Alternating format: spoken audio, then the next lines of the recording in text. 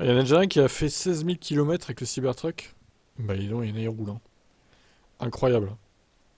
En un mois. Alors, qu'est-ce qu'il a à dire? En premier lieu, il déclare assez vite avoir été agacé par la curiosité permanente des autres usagers de la route. Drôle au début, c'est lassant à la longue. Mais ça passera tant que... Enfin, plus il y en aura sur les routes, moins il y aura ce genre de curiosité, quoi. Alors donc, c'était une version 4 roues motrices qui est censée faire 547 km d'autonomie. Même rechargé à 100%, le propriétaire confesse n'avoir jamais pu parcourir plus de 306 km. Ouais, ça c'est vraiment peu par contre là, hein.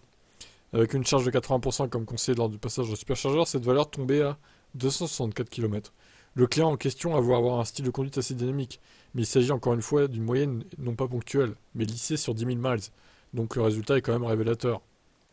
La conso est de 37,2 kWh au 100 en cycle mixte et 55,9 sur autoroute. Mon dieu. La vitesse de recharge a été un second sujet de stress. Sur les bornes V2, encore très majoritaire aux USA, une recharge complète promise avec une puissance de 150 kW peut prendre jusqu'à 2 heures. Les 123 kW de la batterie sont donc longs à remplir. Sur la nouvelle borne, il faut malgré tout une heure complète pour faire le plein. Le large écran central dans l'habitacle aura des soucis d'obscurcissement et le couvre-benne arrière afficherait des soucis d'étanchéité. Mais ce client s'affiche pour le reste très satisfait de l'expérience de conduite.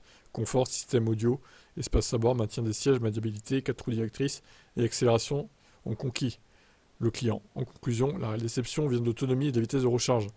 Bah, c'est quand même des critères que normalement Tesla est leader dessus. Autonomie, efficience et recharge. Et là, ça le fait pas sur le Cybertruck apparemment. Donc, alors est-ce que c'est parce que c'est du 800 volts du coup sur les superchargeurs V2 et V3 ça a du mal? Je pense que c'est ça l'explication, hein. Par contre, bah, l'efficience, il n'y a pas de miracle, hein, vu la taille de l'engin. De toute façon, on peut pas atteindre une efficience de modèle 3 de modèle Y, hein, c'est pas possible, hein. Bon, toujours est-il qu'au final, je pense quand même que l'autonomie est mensongère. Et en 2019, quand il avait dit 800 km, vous inquiétez pas, ça les fera. Il est fou en fait. Jamais, même avec le range extender, il ne fait pas les 800, c'est sûr. Sûr et certain. C'est impossible vu la taille du véhicule, quoi. Bon, bah bilan mitigé hein, pour ce Cybertruck, je sais pas ce que vous en pensez, mais c'est pas terrible quand même.